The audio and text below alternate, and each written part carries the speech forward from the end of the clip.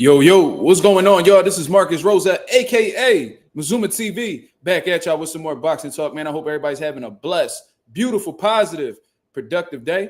I'm just chilling at the crib, man, about to bring the one and only Thomas Lamanna up to the panel, man. We're gonna have another Mazuma TV sit down. You feel what I'm saying? He got a big fight coming up against Jermall Charlo May 31st, and we're gonna speak about the Jermall Charlo fight. You know, him actually being his own promoter. We're going to get into a lot of things. We definitely going to have a great time, man. So for those of y'all who are just getting the notifications right now, please feel free to go ahead, hit the like button. It costs you nothing to show love. Let's get the algorithm on the up so that people know that Mazuma TV is live. You know what I'm saying? I'm just waiting for Thomas Lamanna to get up on the platform, and then we're going to get straight into the conversation. You feel what I'm saying? Day lives feel so weird. It definitely do. Yeah, I mean, you know, we be night owls and shit like that, but yeah, man. So we definitely I had to switch up my schedule a little bit, but you know, it is what it is. Thomas Lamanna just got in the building. Let me see what's going on. Yo, can you hear me? Oh, you can't hear me? It might be your headphones. Can y'all hear me, chat?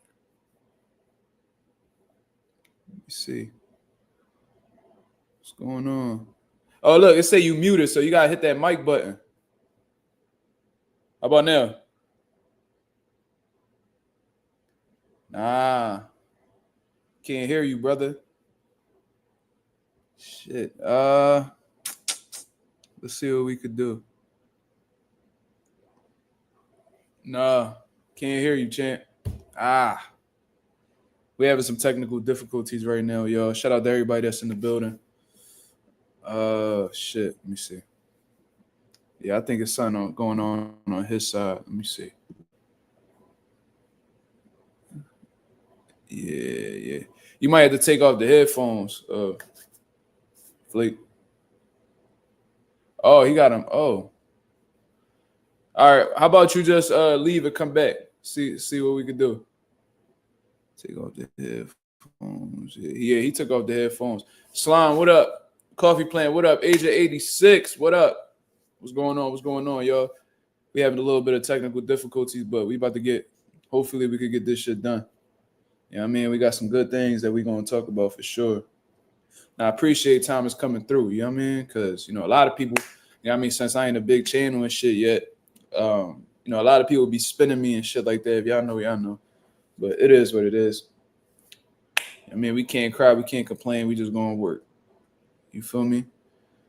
Nah, I'm chilling, brother. You know what I mean? About to get this interview out the way, and then we back on live later on tonight. You feel me? So, you know what I mean? Ain't nothing to really talk about. We just going to put this work in.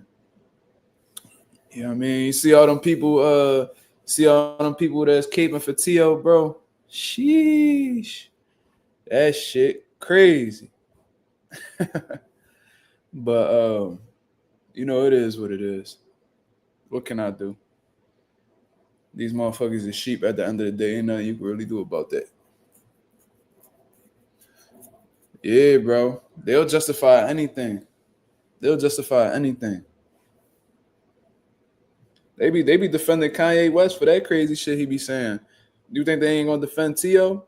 They defended Ryan. You think they won't defend T.O.? I'm about to put a poll up and ask who the bigger racist between T.O. and Ryan. You feel me? I think they about equal. But Ryan did say more crazy shit. You know what I mean? Might be Ryan because he said more crazy shit than T.O. You feel me? Let's see what's going on.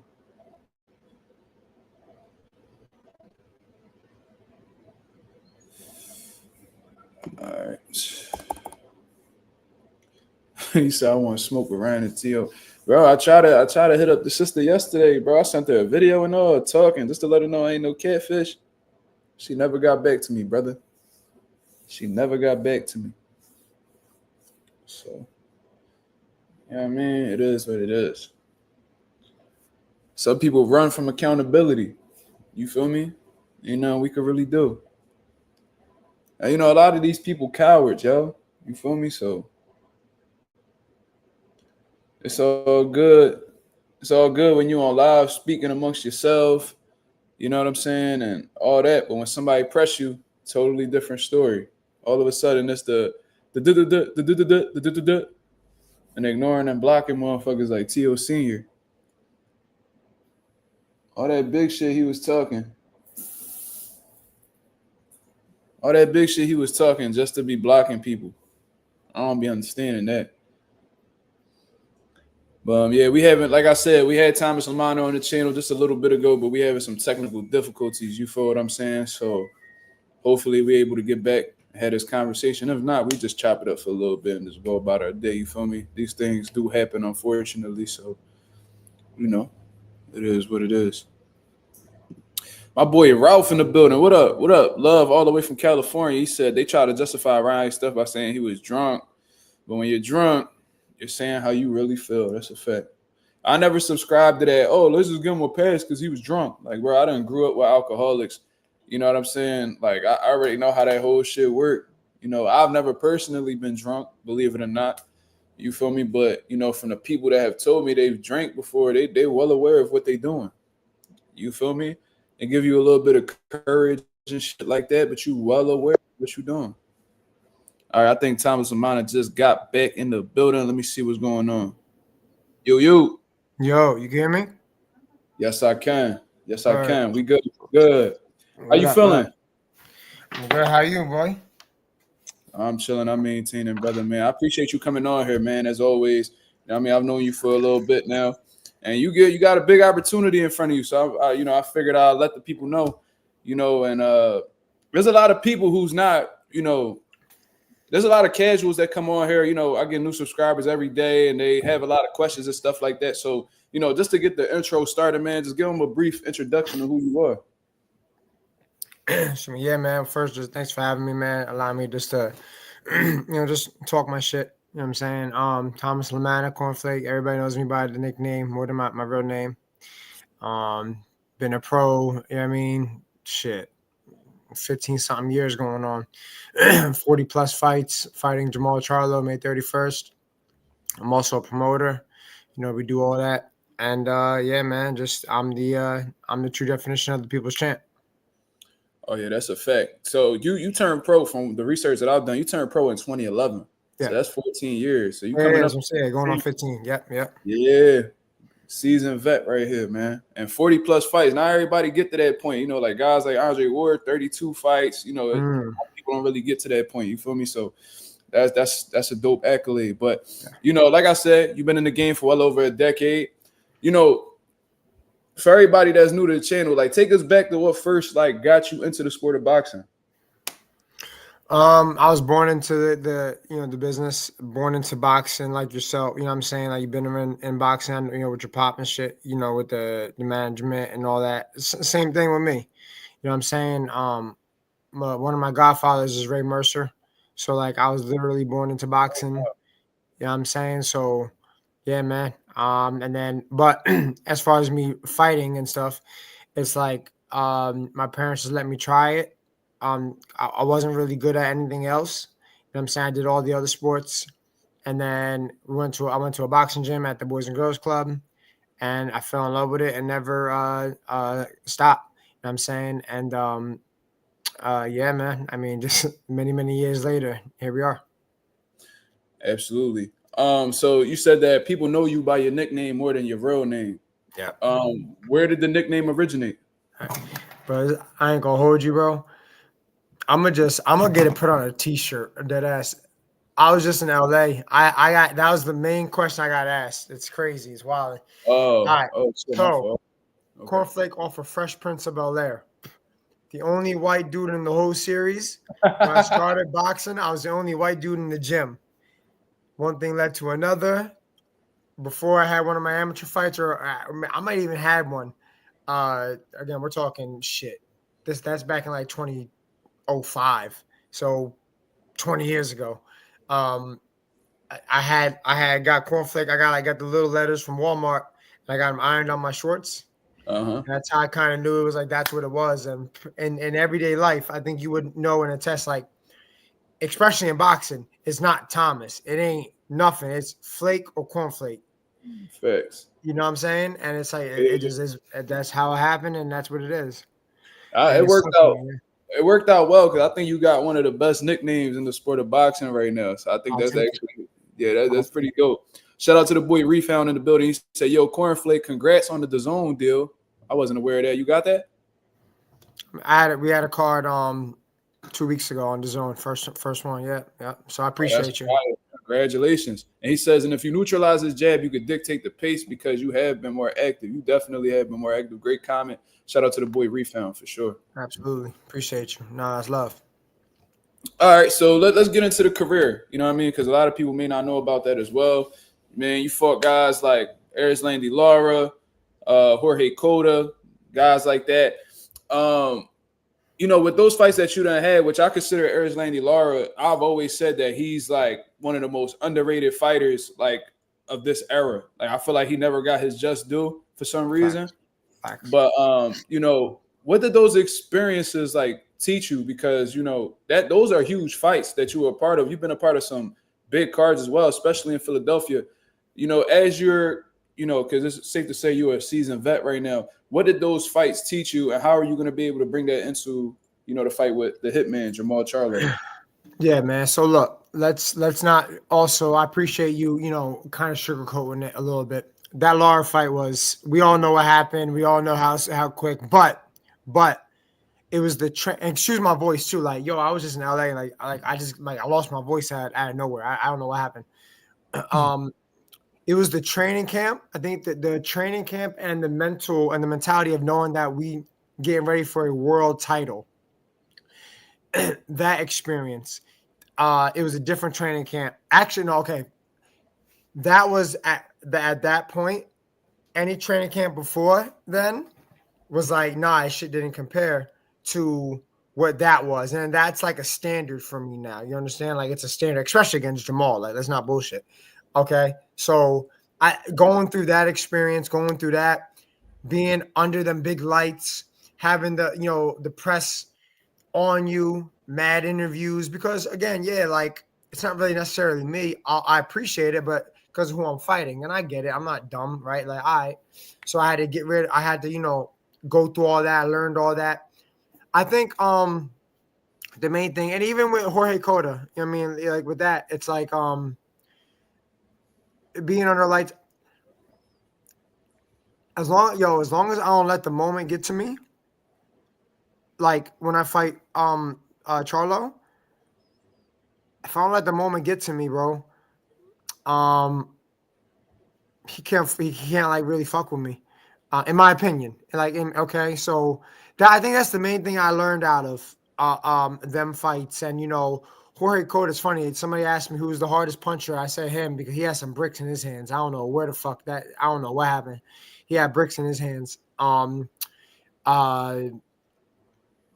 but yeah, I'm gonna utilize the out of the ring stuff that taught me and like made me who I am now mentally too. Like just don't let the moment get to you. Don't let the moment get to you. And do you have fun? No, trust in your condition and all the work you put in, and you're gonna be all right. That's what I'm gonna take out of those camps and all that stuff. I'm gonna take that more so the actual fights. I lost both of those fights, but you know what I mean. So I don't want to kick myself in the ass, while I'm down even more. But I'm gonna learn what and use what I learned. And I'm sorry, I'm gonna use what I learned in those camps for this. You know what I'm saying? Absolutely.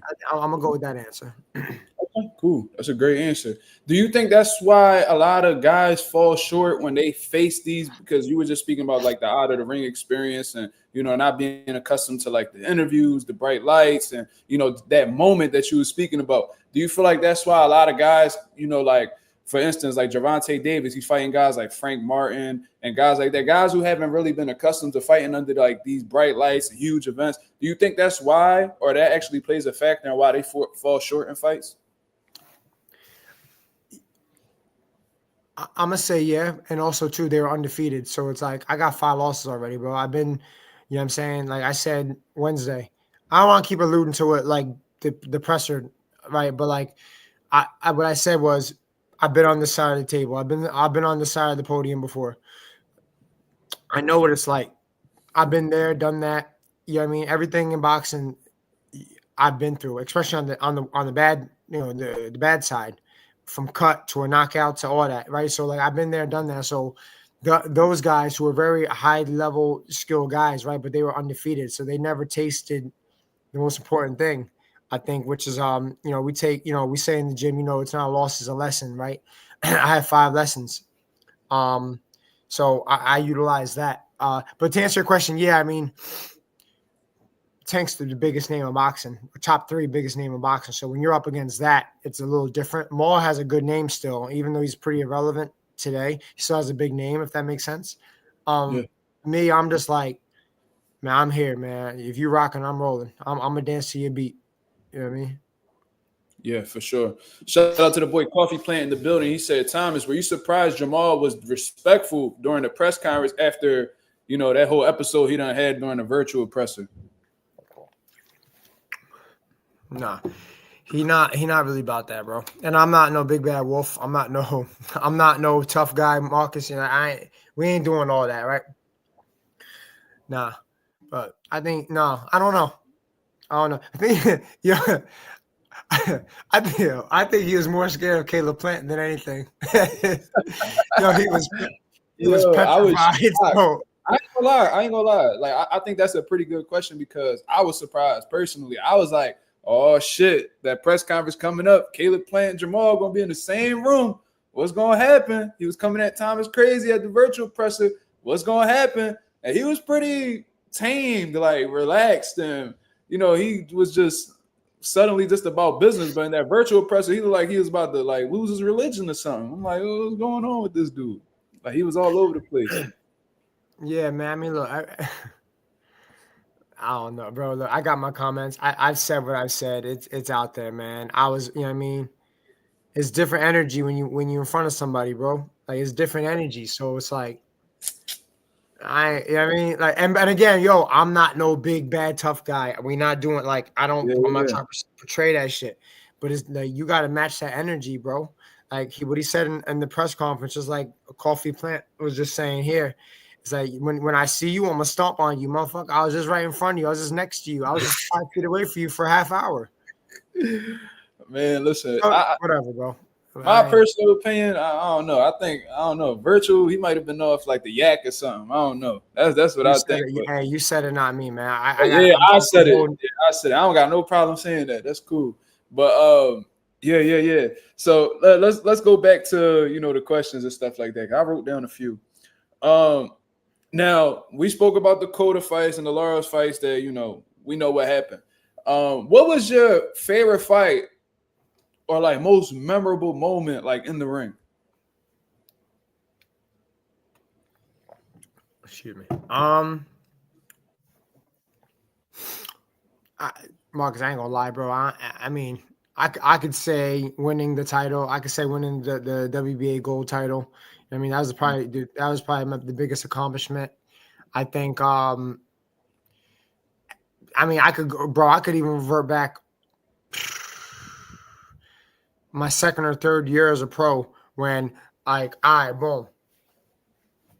You know how like you be around fighters that when they young and undefeated, they think they the shit. They can't nothing change that. And they're good, talented, right? But it's like, they just think they're the shit, right? Like you can't tell them nothing, right? I went through that stage. I think everybody, rightfully so good. I didn't really have the best discipline early. I turned pro in high school. I was like, I'm in high school, bro, and I'm a pro athlete. Going you go through like fight week shit. You at a hotel, casino, whatever. Like I'm a kid doing that shit. So I thought I was the shit, right? I was like 7 or 8 and 0, and I'm reverting to like with your question. And I fought this tough ass Cuban, but like he was like 5-3 or 6-3, something like that. Got knocked out like his last 2 fights. I'm like, I'm gonna knock him the fuck out too. Then like, fuck this dude, right? It was my hardest fight to date. He was growling at me like I wasn't in shape, like I wasn't training. I wasn't training at all. Like I was just like barely making it to make weight and shit like that. Because I was like so high on myself and I thought I was this shit. Again, I want a split decision against a dude who's like, when you in that, I think I found the huh? name. I think I found the name. Is it Yolexi Leva, something like that? Yeah. Hardest fight in my life. He's like 100 years old now, and he's been knocked out probably ever since. He fought like two, you know what I mean? So like that was the hardest fight of my life because I wasn't like trained.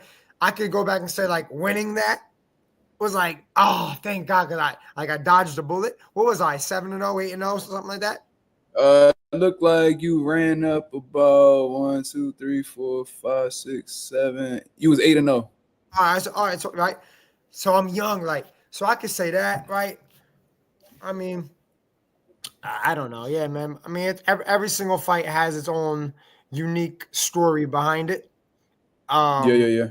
So it's like, it's all good, man. I've had a roller coaster career, man. So like, I won't be fair to myself if I say one thing's better than the other. I guess I don't know.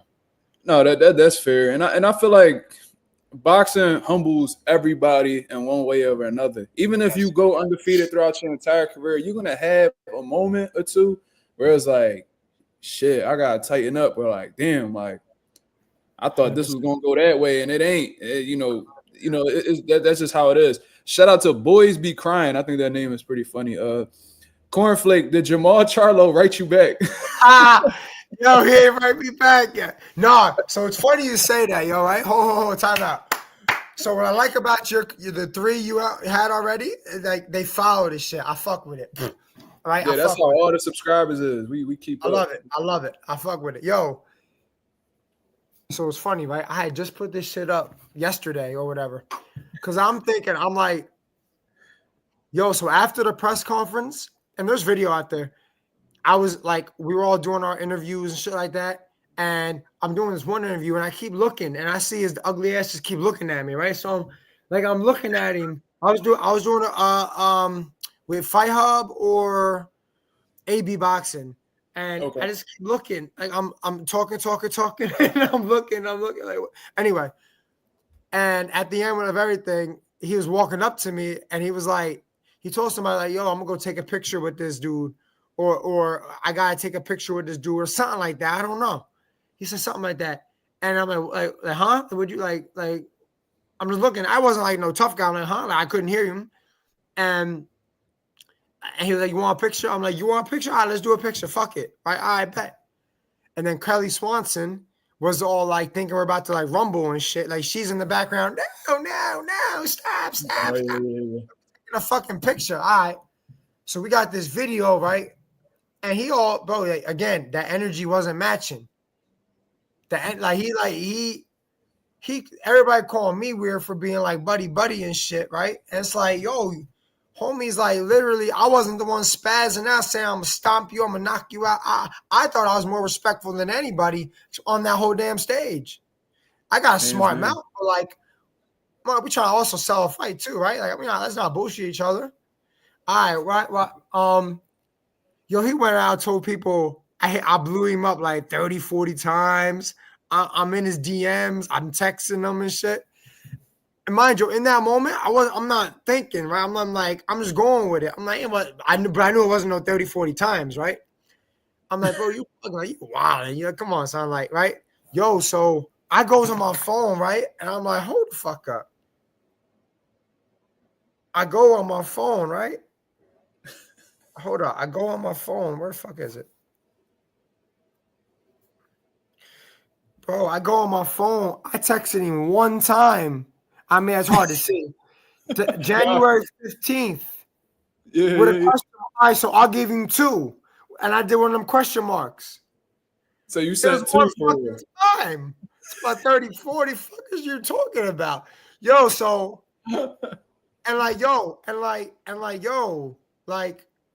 he going around like about like the Instagram shit, how he ain't on it and shit. I told him to write me back. He still ain't write me back.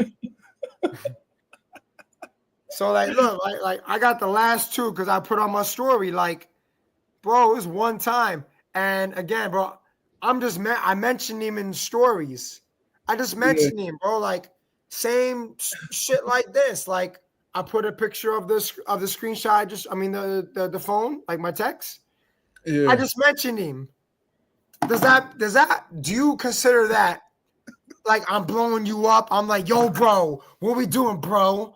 Bro, fuck out of here, bro. Like that's weird. Like, yeah, so I don't respect that shit. And I'm not gonna elaborate on it, but like he said a lot of lies yesterday.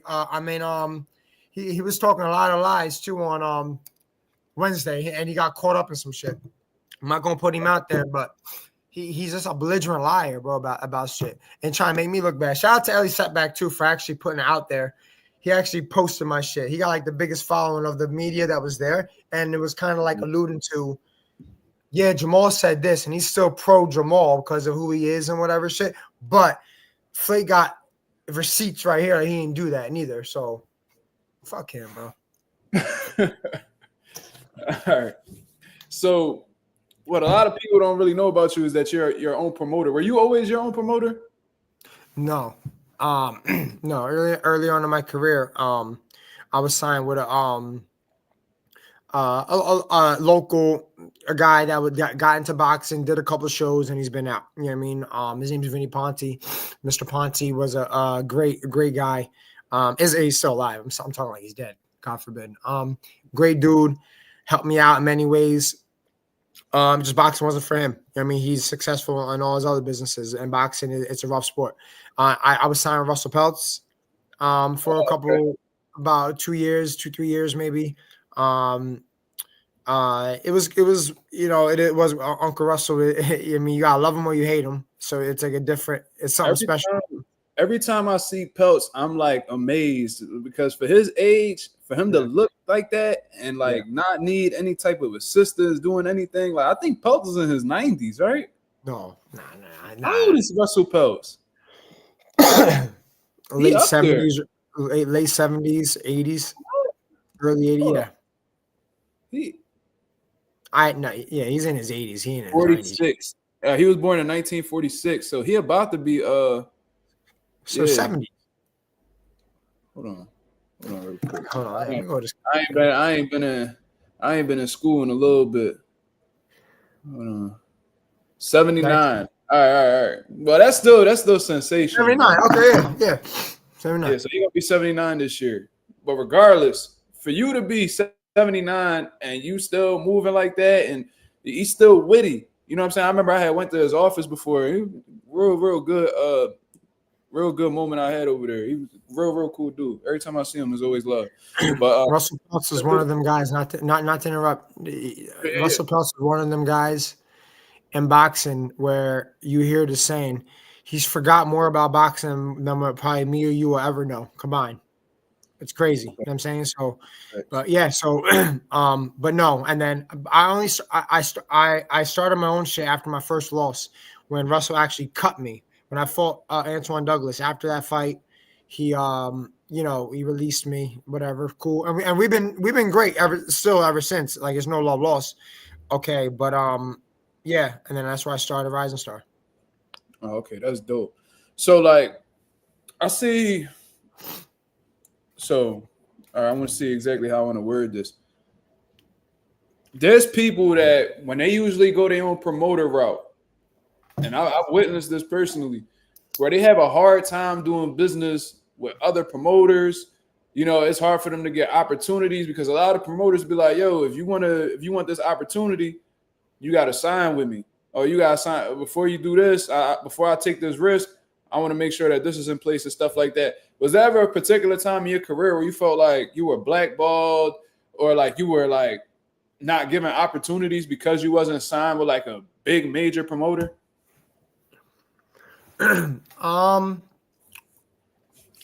Blackballed as in yeah, but not because I wasn't signed with that person or the other promoter. It was because a third party had to get all involved and basically make calls and like, hey, why are you working with him? Why this? Why that? Hey, you should work with me because this. Typical slime ball boxing shit. No, I'm very, very, very, Very fortunate. Excuse me. I'll give you a quick funny story, and I can leave it at this: where I'm at in my career, and you could look at the history of the career and be like, oh shit, that makes sense. All right. My best friend, his name's Frank Steyer. Frank currently works for Top Rank, but he runs the gym now. He used to work for Top Rank in the office doing shit. Now he runs the gym. Okay. I'll never forget. Back when I was like, let's just say 2012, between 2012 and 2013. Mm-hmm. Everybody, this is when like the Mayweather was hot still. And everybody, we're gonna get to that, by the way. I got a question. I bet you nobody ever asked you, but go ahead. All right. Are you talking about the time about we were on the TV thing? We're gonna see. Okay. I bet. So, fuck. Okay. All right. So the Vegas. Okay, like people will go out to Vegas. Everybody trying to make it and get signed and get seen and shit like that, right? Rolly, who he is today. I was fucking with J. Leon Love. There's someone named Kevin Newman. My guy Kevin Newman. Yeah. Guys who was like, we just trying to make it. Like we trying to just get seen. And my old head Linnell Bellows. He was like, you know what I'm saying? KO Bellows. Yeah, he fought Berlanga. Correct. Yep. Badu Jack. All them guys, like before they became who they are today, we was always like, just trying to make it. All right. So I'm out in Vegas with Frank, right? I stood there like 2-3 weeks. And I'm just out there. I'm working. I'm training again, bro. I'm a kid. Like I'm a kid. Like, we go have lunch with, again, we're talking 2012, 11, 12, 13, in that time frame, whatever, right? We had lunch. It was Frank, Miss Akimi, who is Mr. Honda of Taken Promotions, who has he's the top dog of Japanese, Inoue, Murata, all them. Yeah, Bam too. He still does on some co-promotion, but exactly right. Miss Akimi, who works with Taken, Brad Goodman, who's Top Rank matchmaker, Louis DeCubis Jr., who runs PBC. He always ran PBC. He's the numero uno guy.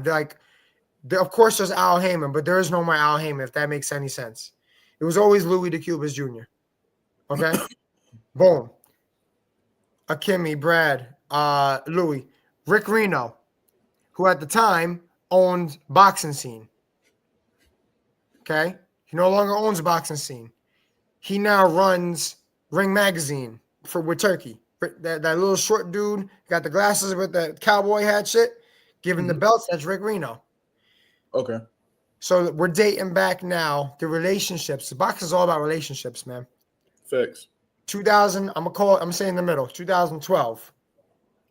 From 2012, which mind you, I also fought and I met Louis when I fought on the Araceli Lara Paul Williams undercard in Atlantic City. So when I met him there, it was around the same time. I'm in Vegas again. I'm trying to figure a way. We go have lunch together, all of us. Since that day, bro, that time, and keeping in stay connected with them, being friendly with them. Fuck business, because if there's business to be done, there's business to be done. I done fought on 3 or 4 Top Rank cards. I could talk about me fucking clipping my toenails. I guarantee you it'll be on Boxing Scene. You know what I mean? At the time, I mean, Pro Box owns it now, but I'm shout out to Danny Rubin too. I met because I mean, Pro Box owns it. Like they show mad love. Okay. Louis Jr. Bro, I didn't fought Jorge Cota. Got beat up. Brought right back. Fought Brian Mendoza. Arguably got robbed. Cool, I get a pass. Got brought right back. Ended up fighting Araceli Lara right after that. We all know what happens with that. Now I'm fighting Jermall Charlo. That's relationships.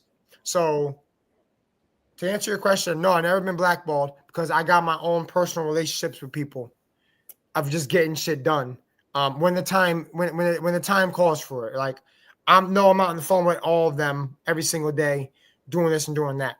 But being friendly, keeping in contact and just being a good person and doing good business when the time does come, whether if I fight on a PBC or a Top Rank or have some good news to talk, you know what I mean, to be seen on boxing scene.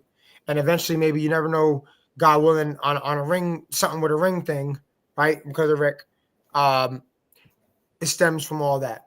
But there's a lot of blackball that goes on. And you want to know what it is, bro? It'd be the local motherfuckers too. Like the hating local motherfuckers. Because yeah, it just is what it is. I'll leave it there. I know they hate it like a motherfucker that you got that fight. I know they hate it like a motherfucker that you got that fight. Yeah, that's all right. Fuck them. It is what it is. Now I know exactly what you're talking about. So I like the fact that you said that no, but you see it, you've seen it happen. So yeah, I mean, I've seen it on multiple occasions. So with the relationships that you have, you know, all the experience that you had in the sport on both sides, you know, the promotional side, the fighter side. What you think that's one? Because we hear casual boxing fans talk all the time, and you let them tell it they know it all, right? When in reality, they probably don't know shit. What's one thing about the boxing business that you think casual boxing fans get wrong the most? If you understand what I mean.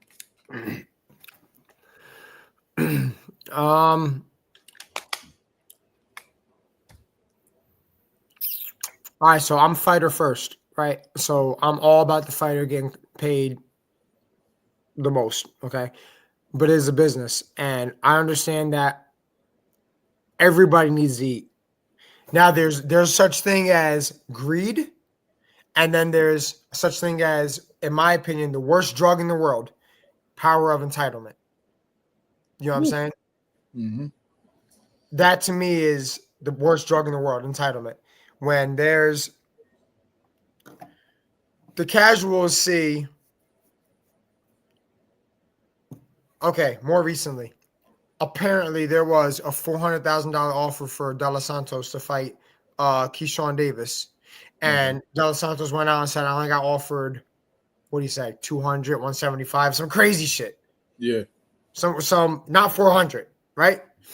And it got taken, it got brought out in public, and they all made their comment on it. Like Samson is, and by the way, shout out to Samson too, because he is actually the very first person that gave me an internship opportunity. When he did a show in Atlantic City, Javier Fortuna fought somebody, I forget his name. This was back when, like, he was an opponent then. Jonathan Batista was an undefeated prospect. And he just became like a bona fide opponent, fought for Matchroom PBC a million times. He was an undefeated prospect back then. And Samson brought me in as an intern that, you know, because I wanted to get into the game, and I was still an active pro. I was an active pro and whatever. So shout out to Samson. Okay. But they don't see the fact of, yo, does De Los Santos owe Samson money? Is there really 400,000 in the package? You know, like, I think the casuals get it fucked up where, like, what, the promoters can't eat too? Yeah. Like, bro, like, it costs bread to put on events. It's mad bread. And, like, especially on, like, the local level where it's like, yo, a lot of promoters don't have the TV network. They're not getting TV money. They're not getting sponsorships. You know what I mean? Shit like that. So everything's out of pocket. They're relying on ticket sales. You know what I'm saying? And like when a big time opportunity comes for a fighter, and they see it's 100,000 in the package, and the right promoter does the right thing and gives it all and shows it like, hey, this is what we got. I'm entitled to this.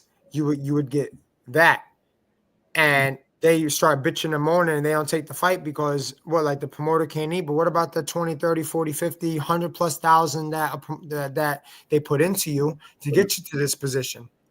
Yeah. So I think that's the shit that, like, people don't understand and see. I just think that they think that, you know, people miraculously get to 15, 20 and 0 on it for free.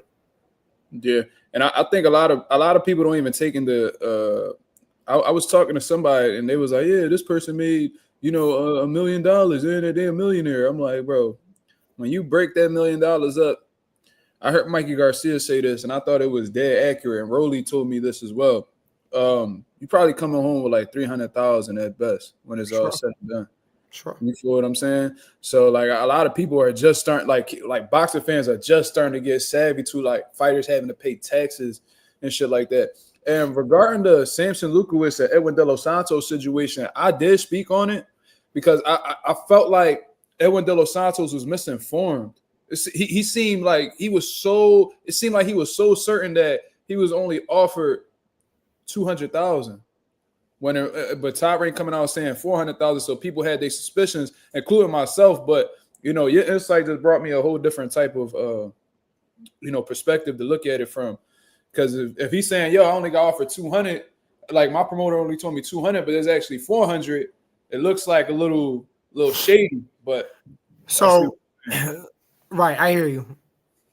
Let's not get it fucked up. Shit like that happens all the time in boxing, right? Like, it's never happened to me. Like, I don't have like no fighters that I put on the B side, and you know what I mean. Like, we never got to that. You know what I'm saying? But it's like that shit happens all the time, and people from around the business was actually like, I wouldn't say what's the word? Like sticking up for Samson, but it was like, yo, like this shit's regular. Like y'all, like you can't like this shit happens all the time. Joe DeGuardia and that whole Chris Algieri thing with the Pacquiao or Earl Spence or whatever it was. Like you have technically up until like until homie steps on the scale to show how much is in a package according to the Ali Act. You know what I'm saying? Mm-hmm. And like there's another thing too where like with Don King, I forgot which fighter said it. I want to say, I don't even know who it was. I'm not a big known fighter. I don't remember who. I remember Ricardo Mayorga saying something about it, but yeah. Alluding to the fact of it don't matter how much Don King sold to me because I made more money with Don King, him stealing from me or taking from me than I've never ever made in my life. So fuck it. It is what it is. I made tens of millions of dollars and with homie taking wherever from me. So it don't even matter. Mm-hmm. There's shit like that too, where like if you I'm also at the end of the day. So I'm two sides. One, I feel like if the fighter is comfortable with the number and it's within reason and you're not fighting Floyd Mayweather in a 12-rounder for $100,000 and you're like, but $100,000 to you is life-changing, right? As long as it's not like disgusting like that and it's not gross like that and it's within market range and you're happy, it is what it is. Because again, everybody needs to eat. Okay. What I don't like, and I've been very outspoken, what I don't like is I hate booking agents. I fucking hate booking agents who don't care about anything but a dollar. Middlemen that take from the fighter just to profit. Bro, if you look at it like that, you know boxing is like legalized human trafficking. Oh, shit. Okay. Not no freak shit, right? But it's like no, I know what you're talking about. It's like people are profiting off of other people's lives, and it'd be it's them 6 or 8 round opponent guys. You know what I'm saying? There's a difference between a booking agent and a representative, right? Who has a good connection or a relationship with the fighter that you want to get. I just did that a couple weeks ago with Boots' guy. I went through a well-known, respected. He's known as a booking agent, but I look at him as a representative, okay, who I reached out. I know he has contact to him. And I said, hey, what about this guy? And the deal was done in 5 minutes. There's a difference between that, you know what I'm saying? But but as long as and another thing too, it's like promoters need to pay for the services and not take from the fighter. Like if there's like a $5,000 package for a fighter that you want to give to the fighter, don't come back to me and tell me, all right, give 3 to the fighter, give 2 to me. What? Crazy. And that's happened before. Trust me, it's happened before. And I'm guilty because I've done it. I've paid the fucking money where it's like I had a $5,000 package. And I mean, the guy was his manager on paper, everything. Out, whatever. yo, dude took more than half the fucking money for himself and probably took more from the fighter. And it's just so sad. But I was in a jam though. I needed to do what I do. And I also knew that this was the guy's manager though. So like this wasn't like I'm calling you for you to hit up Joe Blow just because you seen him in the gym. Like I know this is the dude's manager, you know what I'm saying? So boxing's wild, man. It's crazy. It's crazy. That's why they call it the Wild Wild West, right? I was just about to say that too. So, all right, fuck it. I'm gonna ask the question. I mean, you probably already know what it is because somebody probably already done asked you before. I was so sure nobody asked you this, but so one day, you know, because I like to watch old boxing stuff. I like to watch old documentaries, stuff like that. You already know where I'm going. So one day I'm watching 24/7. Yo, y'all gotta check this out. So I'm sitting there watching the 24/7. Mind you, I didn't see this shit in years.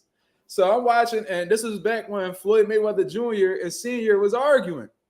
So I'm watching, and I'm like, I'm not really, you know, thinking much of it because I'd already done seen it.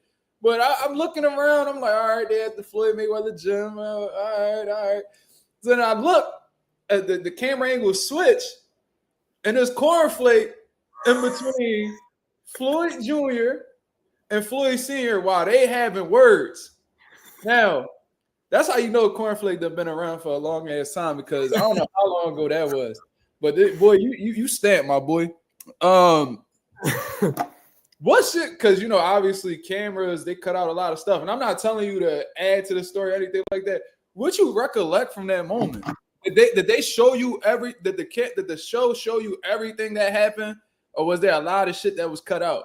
Nah, bro. Like,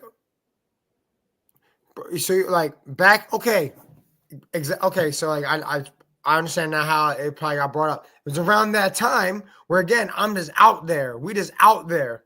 That's when shit was popping. When Floyd was right? Cameras was everywhere, all day, every day. Wherever Floyd Jr. is at, cameras is there. Right. So they caught everything. However they edited it, again, I don't remember verbatim what it was, right? But like they caught everything. And that shit was so out the blue, dog. Like, we're just in the gym. I was getting ready to leave. And then we just heard him screaming. And then at first I heard, I don't know her like that, but Yaya and Floyd's daughter. Yeah. Like I heard her like screaming, crying. Like, I'm like, what the fuck going on? And like they just keep arguing, like they were going back and forth, and then everybody just like we're just there, like still. Because nobody want to interject because everybody's just kind of like starstruck in a way. You know what I'm saying? And they just was bickering. And mad people asked me if it was staged. No, like that shit was. You can't act that. Really can't, yeah. And then like, dude, I swear to you, it was like Monday of this week. My trainer brought it up. We were in the gym, and he showed people. That's why we were just talking about it. And I said, "Yo, that's the high. That's like the highlight of my fucking career, dog." You see Junior, Senior, and my dumbass right. That's the most right random, there, bro. It was the most like, right there, just like. And I noticed that looking crazy, right? I noticed that about 2 years ago. And I was like, next time I run into you, I'm gonna ask you that. You had came to my gym and I forgot. So I was like, fuck. But I figured I'd ask you now, bro. That's hilarious, bro. Like that. It was just like, damn. It was crazy though. Yeah. I do remember we didn't have to sign nothing, but everybody was going ape shit about don't say nothing. You know what I'm saying? I don't know how much longer after it actually happened to actually put it out. I wasn't OD heavy into like the social media back then. I don't think social media even was OD heavy, especially as it is now. Bro, can you imagine if that happened today? Oh, that shit would have been out instantly. Oh yeah, that would have done crazy numbers. Crazy numbers. Yeah, crazy. Millions of views.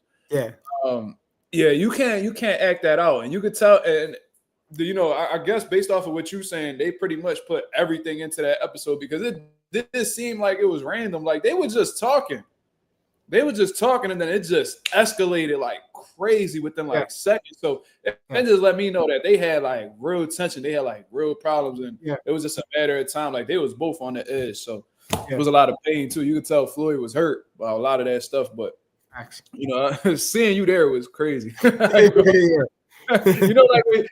you have a dream and shit, it just be like random people together, and like people that you know. They I know what you mean. I know what you mean.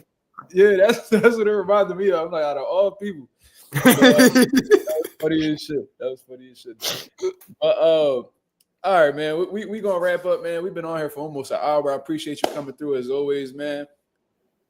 Since we here and we got a bunch of people on here, we actually got some guys in the comments that's actually gonna like turn pro and stuff like that, like Jordan Sheriff from out in Spain, you know, by way of the UK and stuff like that. You'd have been around the block, 40 plus fights, almost a decade and a half, you know, of experience in the boxing game on a pro level.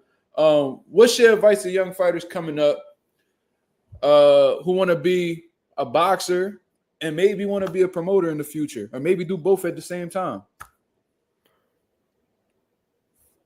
Hold on, Ralph. How did you? I just realized all these comments. I didn't even say. Thomas, how did you find the perfect balance between being? I'm gonna answer your question, but between being a fighter and being a promoter, that's a good question. Let me actually highlight that because you're right. Hold on. Let me see. Okay, right here. How'd you find the perfect balance between being a fighter and being a promoter?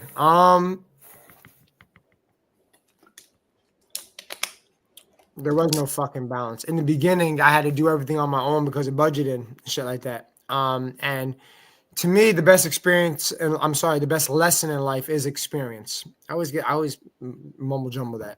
The best lesson in life is experience. So I felt like I had to go through. I had to learn this shit before I would have to learn this shit before. Okay, it's like learning how to fight before actually fighting. You gotta learn how to throw a jab, 1-2 combo. You gotta spar. You gotta train to get ready for a fight. I always thought like, all right, well, before like I try bringing on people to help me and doing this and doing that, I gotta learn it myself. So, and while doing that, as being an active fighter, then, I don't know, just biting the fuck down on the mouthpiece and figuring it out to eventually bringing in some help. I brought one guy in, my guy Caesar, who's been with me since. I'll never forget. I remember I fought on a card at Claridge, the Claridge Hotel in Atlantic City, small venues where I did my first 10 shows at. The guy setting up the ring, okay, couldn't show up. He couldn't make it. He didn't show up. This is the day before the fight. I already weighed in, all that good shit, bro. If I'm lying, I'm dying. I fucking set that ring up by myself. And a little bit help, like a little help. I remember asking my dad to help me. Even my own fucking father wouldn't help me. It's like, I'll do it tomorrow. Like, no, motherfucker. Like, no, this shit gotta get done now. Caesar he wasn't working for me at that time. I'm not for me, with me at that time, but he had a guy on the card. I don't know if you know Josephat Ortiz. Yes, I do. Really, he had like his second or third fight in Claridge with me, and so he was there. And Caesar's the one that like, let's go, let's put this ring together. He helped me, and he was like, bro, you doing way too much, dog. Like, you crazy? You gotta fight, whatever. You need help. You doing all this? It's crazy. Let me help you. He used to work for Marshall Kaufman. He used to work for Kings. He did all that shit. I can help you. I know what to do. I'm like, all right, bet. Well, let's get through this, and we'll talk. Ever since that day, he's been my right-hand man. Like, he's been my guy. He's been my guy. Just being hands-on. So the perfect balance. Now, today, it's like, but I'm very fortunate. I got 4 people that work on the event with me. You know what I'm saying? From the matchmaker to logistics. My mom, I can't forget my mom. You know what I mean? Caesar, of course. I got 2 event coordinators. And it's just dope, man. Like, this is our 10th year doing Rising Star. So it's like over time, you obviously pick up on things, you build, you add, you grow, whatever the case is. So perfect balance, there's damn sure no perfect balance. You just had to bite the mouthpiece and figure it out. And we did it. You know what I mean? So I can't say I did it alone though. In the beginning of the early stages, yeah, okay, but I also didn't fight on every single show that I promoted too. So, it wasn't like too bad. That's a good feeling, ain't it? When you could just sit back and watch other people fight. Yeah, but doing the shows is tough, man, because There ain't no it's tough, man. Like shit. My last fight, we did a last show 2 weeks ago. I had I lost the fight at the weigh-in because an opponent was 11 pounds overweight. So I had it out with the matchmaker. I know I didn't have it out with him, and he knows I was fucking pissed. You know what I mean? He's still my good friend and my buddy for life and shit like that. But hope he doesn't think he'll ever be working with me again, because that was like you fumbled a dumb bag. He was my biggest ticket seller too. I was pissed, bro. Yeah. So it just boxing. It's always, man. It's just fuck. It never stops. You know what I'm saying? It never stops. I'm gonna see if there's any more questions, because I got something for you. I got something funny. Cornflake, I fought with personality, dog. Found you from a Philly channel. Looking forward to the fight. That's what's up. Appreciate it, man. You just gotta be me. I gotta be me. I meant. The fuck am I talking about? Are you signed? Do you have contact Al Heyman? I used to be signed with PBC, but I'm not no more. I never spoke with Al Heyman. Bro, I only know like 2 people that ever spoke to Al Heyman, bro. It's crazy. Well, we did this one. Were you surprised? Jermall was respectful. I wasn't surprised. Yo, Cornflake, grass and DAZN deal. Oh yeah. 2 years, Cornflake. Yeah, but I remember seeing that. Okay. Oh, this is before I got it. Got it. Cool. Marcus, I got something for you, champ. Respectfully.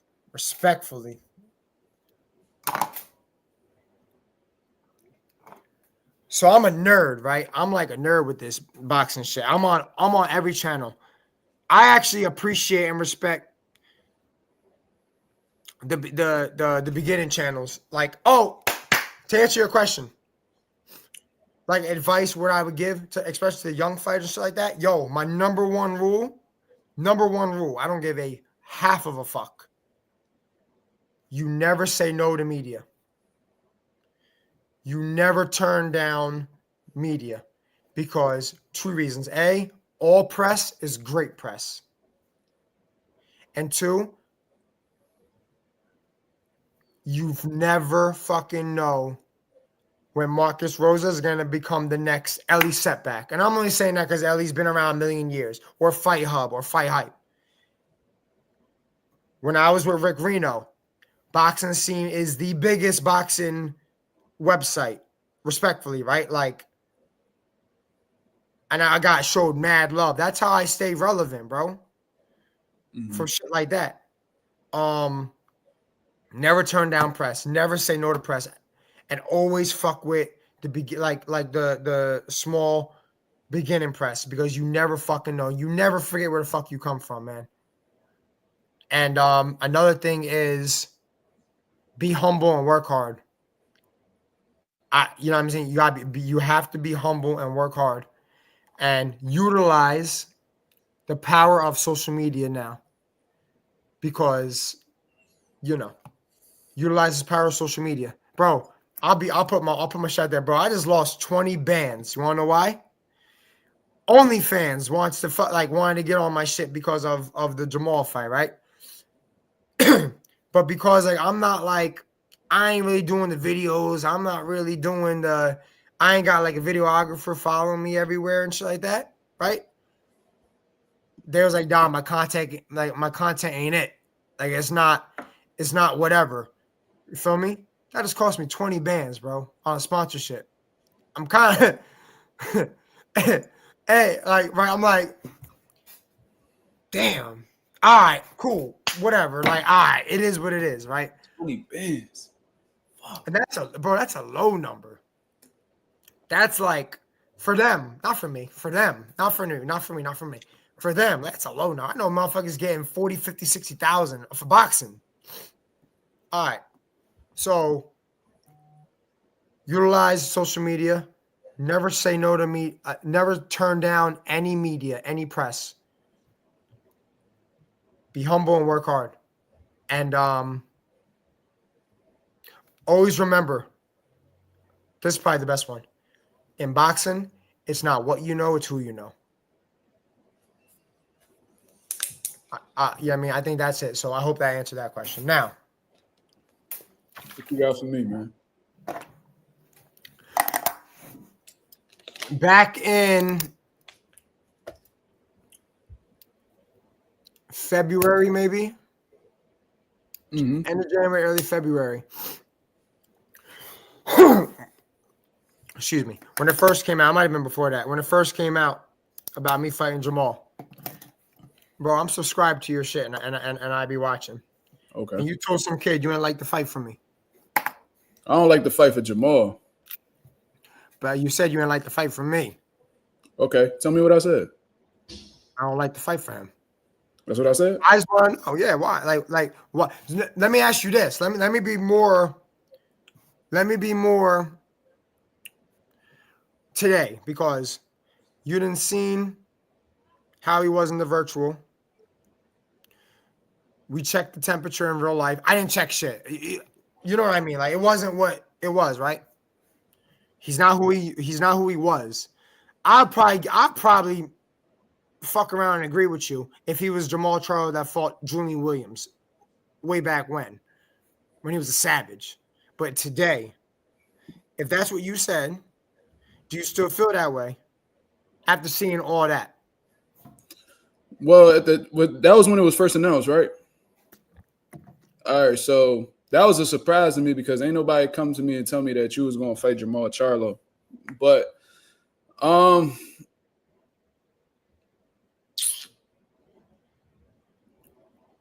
Jermall is inactive. Yeah. He's inactive.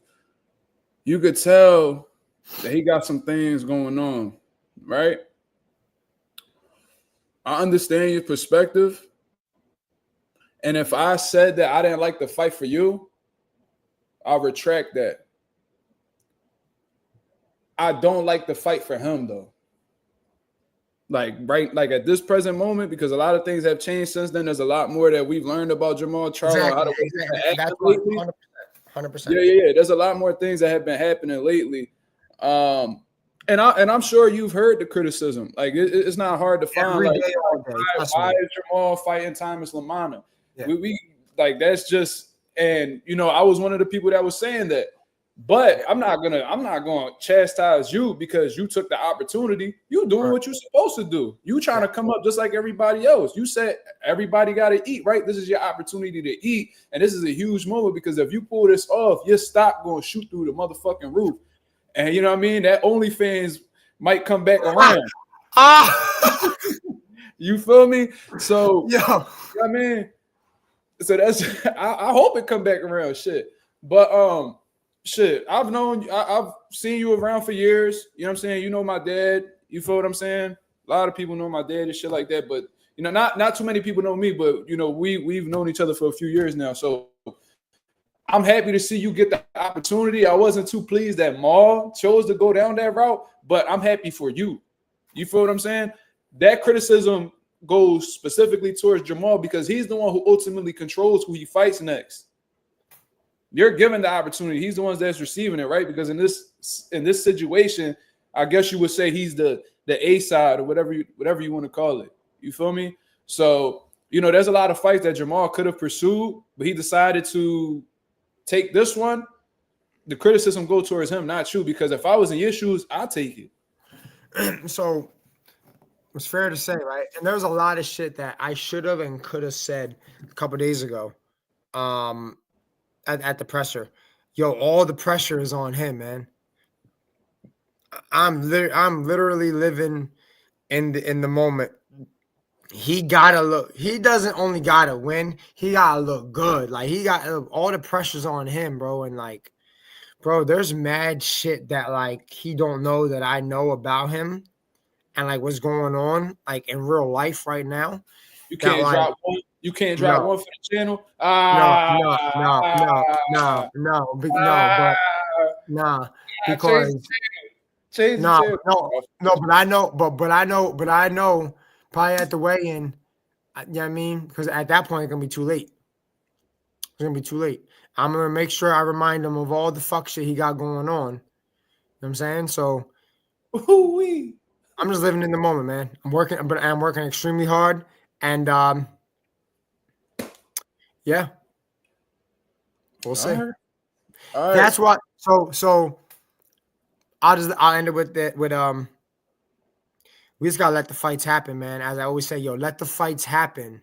Let's let the fights happen, and then we could. You know what I'm saying? In people's eyes, man, because they're already writing me off, especially the odds makers and shit, I'm supposed to lose. That's cool. It's an opinion. We all got one. It's fair, fine, whatever. It's not gonna be fucking ground shaking. You know what I'm saying? If Thomas Lamanna loses, fuck it. Fuck him. Right? But y'all gotta let the fights happen, man, because when I beat Jermall, and I wouldn't even necessarily say fuck up the whole Caleb Plant fight thing like that, right? Because fuck all that. I seen somebody ask me what's after Jermall. I can't look past them, right? Because like I'd be an idiot to do that.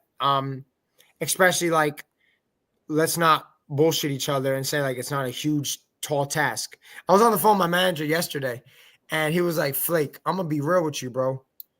When Jermall was fighting, he was like number one. There was nobody fucking with him. So even a fucking bullshit Jermall Charlo is still a fucking beast.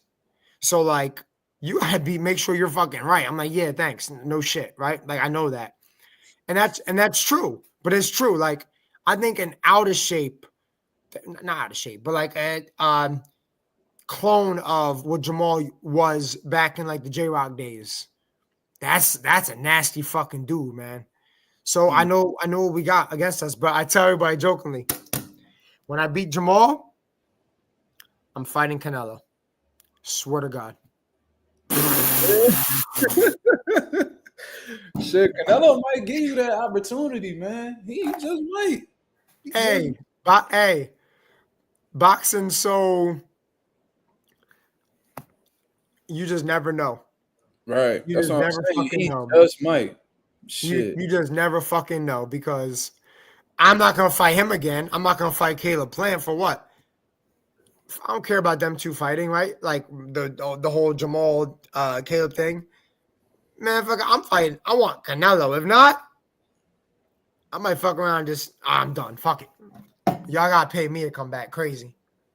Oh yeah.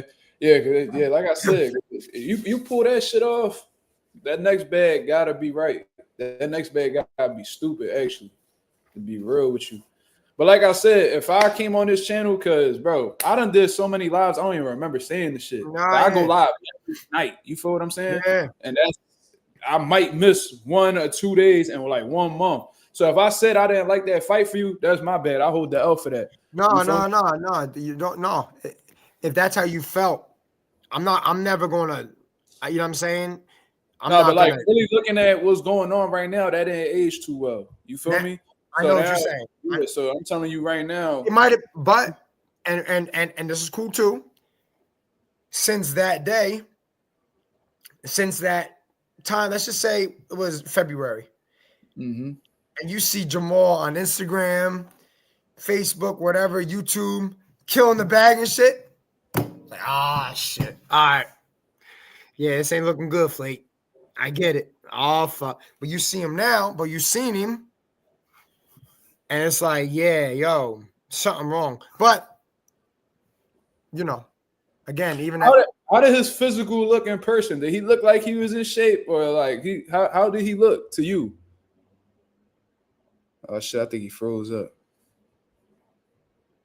Ah shit. Hold on. Flake, if you could hear me, you froze up. Fuck.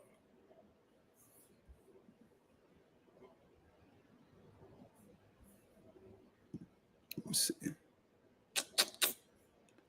Fuck. We lost him. Oh shit. Cornflake said his laptop died. All right, it's all good, brother.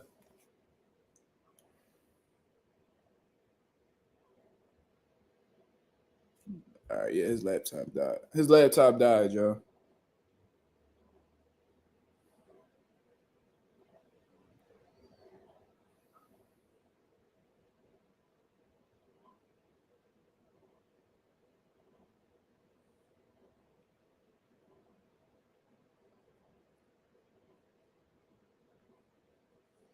Nah, listen, it was a great interview. That was just like we was just throwing extra shit, but I got pretty much everything that I needed. And Cornflake, even he tried to check Mazuma TV. He thought I was gonna back off the block. Now, if I did say that, hey man, we have our bad takes sometimes. It is what it is. You feel me? What can I say? Nah, he ain't tried. Nah, he was nice about it. Cornflake is a good dude, bro. But I like the fact that, you know, he watches the shit. I didn't even know he was subscribed to the channel. The fact that he watched the shit, that's dope. You feel what I mean? That just lets you know that motherfuckers is watching. And if motherfuckers got a difference of opinion from me at one particular time, it's cool. I even respect it more that he actually brought it to the table and then act like I didn't say it. So, like I said, I done did hundreds of lives probably since then, or, you know, a good amount of lives since then. And listen, it is what it is. Sometimes you're going to have good takes. I have takes that age well. I have takes that age horribly. It is what it is. I told y'all that Earl Spence was going to defeat Terrence Crawford. That aged horribly. I said a whole bunch of shit that, you know, didn't age too well. That's just what happens when you bold and you make these predictions. You feel me? We have yet to see what happens between Jermall Charlo and Thomas Lamanna. You know, me talking about it objectively, I do think that it can be an uphill battle for Thomas Lamanna, depending on what version of Jermall Charlo shows up. He looked all right against Jose Benavidez, but, you know, Thomas Lamanna makes a great point in saying that Jermall there's a good chance that based off of the inactivity and everything that he's been through from a mental aspect and not being focused on boxing, it's a strong likelihood that he may come in a diminished version of himself. We've seen that happen. Look at guys like Adrian Broner, who decided to take sips of liquor and take shots and party besides train. He ended up losing to guys that you probably would say, or had tough fights with guys that you would say in his prime he probably wouldn't have a tough time with, like Blair Cobbs and shit like that. You feel what I'm saying? So much respect to Thomas Lamanna, man. I'm happy that he got the opportunity in reality, bro. Coffee Plant said that I did say that. So if that is what I said, you know, it is what it is. You know what I mean? It wasn't like I was gonna, you know, fucking, you know, backtrack on that. If I felt like that in the moment, then that's how I felt in the moment. But, you know, as time passes and more details come out and more situations occur, opinions change, takes change, perspectives change. You feel me? So it is what it is. Like I said, I still think it's an uphill battle for Thomas Lamanna. I have no problem saying that. You feel what I'm saying? And he even said that his manager told him the same thing. So he was like, yeah, no shit. So he's well aware of it himself. So it is what it is, man. I wish him the best in this fight against Jermall Charlo. If Thomas Lamanna pulls it off, you know, that'll be one of the biggest upsets of the year. To be honest with you, we already done seen a few upsets this year. Well, we just seen a supposed upset. It wasn't an upset in my opinion, but we seen a supposed upset and Rolly Romero defeating Ryan Garcia. You feel what I'm saying? And I'm sure there's a few of them that I didn't even bring to the light that have also been considered upsets. Charles Conwell just got upset. You know what I'm saying? The list goes on and on and on and on. And we can even bring up more examples from last year and the year before that. So, listen, I'm highly appreciative for Thomas Lamanna coming on here, man. I didn't know he was actually like, you know, that much like invested in, you know, the small boxing channels like the one I have, which is pretty dope. That just lets you know that Motherfuckers is watching, bro. Yeah, I just found it so ironic last night when I called Teofimo Lopez's sister and I said, this is Marcus Rosa with Mazuma TV. She hung up immediately. Because if she wasn't aware of who I am, wouldn't she have said, who are you? Wouldn't she have said, like, who are you with? Like, where are you from? Like, who is this? What is Mazuma TV? She hung up right away. So that gave me confirmation in my mind that she knew exactly who I was, or at least had an idea of who I was. These motherfuckers be watching, y'all. Don't let these people fool you, man. Even though, I've heard fighters say so many times that, they don't watch, they don't be on the internet. They don't watch. Trust me, they be watching, bro. They want to give you the impression that they don't care. Trust me, bro. They care.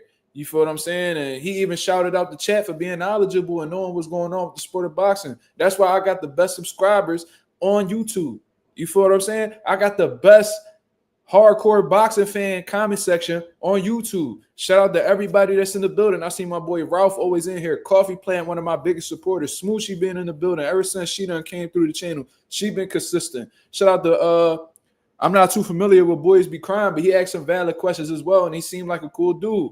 The list, J Cash, Anonymous. You feel what I'm saying? I do what I can to give y'all the content that y'all looking for, man. So I hope Jordan Sheriff, I shouted you out earlier on the interview. When I was asking Thomas Lamanna advice. This man done been a promoter. This man done been he's a seasoned pro. And I said, we got fighters that's going to be turning pro. Pagat Petit, absolutely. You in the building as well, brother. But I said, yo, for guys like Jordan Sheriff in the chat who's actually going to be turning pro in due time, what's your advice for him? So you could definitely rewind that and see that for yourself. You feel what I mean? Shout out to Jordan Sheriff in the building. He part of the wrench gang. You feel me? Bill Haney randomly jumped on my live one night. Absolutely. But Bill Haney, I've seen Bill Haney on channels that had 1K subscribers. I'm about to have 3K. You feel me? Big Soldier MX. That's another big supporter of mine. Shout out to Big Soldier MX. You feel me? But that was an interesting interview, bro. That was probably the most comfortable I ever had a fighter on the channel, like in terms of like talking and getting everything, saying everything. Like I said, I pretty much asked him everything I wanted to ask him. He seems confident. This man done been through. He considered his career a roller coaster. Do I do live reactions? What do you mean? You do live reactions? You asking me or you telling me? I do live fight commentaries, and you'll get a reaction in the process if something crazy happens. But yeah, it's going down May 3rd. I believe it's May 31st. Thomas Lamanna's going in there with Jermall Charlo. Jermall Charlo is looking at him, probably looking through Thomas Lamanna. In all honesty, he probably feels like that this is going to be a light touch to get him that big fight with Caleb Plant. They're already setting up the Caleb Plant fight with Jermall Charlo at the end of the year. So Thomas Lamanna needs to make it his business to disrupt that. He needs to make that his business to make sure that fight does not happen. You know what I mean? If anything, they should be calling for Thomas Lamanna and Caleb Plant after this fight. And that's even if Caleb Plant is successful, because, Resendiz, do I rate him as somebody crazy? Absolutely not. But at the same time, anything could happen in the sport of boxing. We've seen crazier upsets happen. You feel me? So, yeah, I do live fight reaction, boys. I don't know what to call you, bro. Because your acronym is BBC, which I think is pretty weird. I don't know if that's like intentional or what the case is, but hey, man, this was a good time, bro. I'm going to be on live later on, 10:30 p.m. Eastern Standard Time. You feel what I mean? I want to shout out Thomas Lamanna for coming through and showing love as always. Hopefully he'll be back on the channel to talk about his victory against Jermall Charlo. You feel what I'm saying? But until then, I hope y'all have a blessed, beautiful night. I'm up out of here, man. Peace. No, I'll be on live 10:30 Eastern Standard Time tonight. So be on the lookout for that one, Smoochy. I'm up out of here. Peace.